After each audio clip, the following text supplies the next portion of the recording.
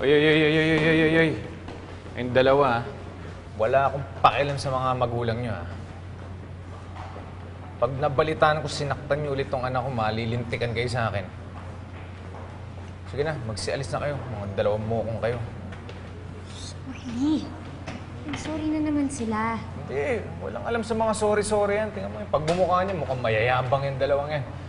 Ikaw naman, Franz, pag inaway ka nun, gumanti ka naman sa kanila. Natakot po ako, Dad. Tatakot. Hindi anak ha, mali yun. Hindi ka dapat nananakit o gumaganti. Hindi, kung makikinig dyan sa mami mo. Alam mo, kapag hindi mo pinatulan yung mga ikaw lagi pupuntirin yan. Anak, sa susunod, ayoko na mababalitaan ako na binubuli ka ng dalawang yan, ha? Wala akong anak na lampa. Sorry po, Daddy. Sorry. Maging patigas ka, ha? Kuya, dumaan ka na dito si Mami. Nagkita ba kayo? Hindi.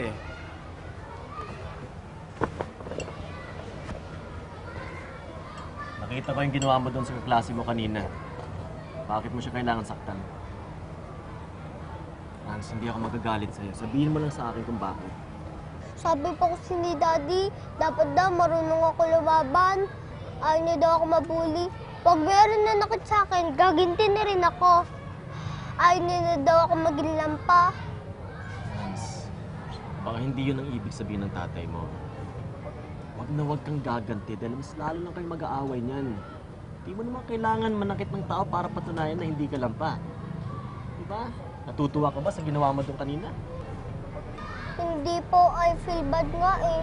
Ano naman pala eh. Kaya sa susunod, wag mong ulitin yun, ha? Ngayon, kapag may nambuli sa'yo, o may naapi sa'yo, sabihin mo lang sa akin, o sa teacher mo. Kami na bahala mag-ayos nun. Ha? Basta wag kang maunang manakit ng tao dahil walang mabuting may dudulot yun. Malang araw may tingnan mo rin yan. Thank you, Kuya. May anak na po ba kayo? Para kasi daddy ka magsalita eh.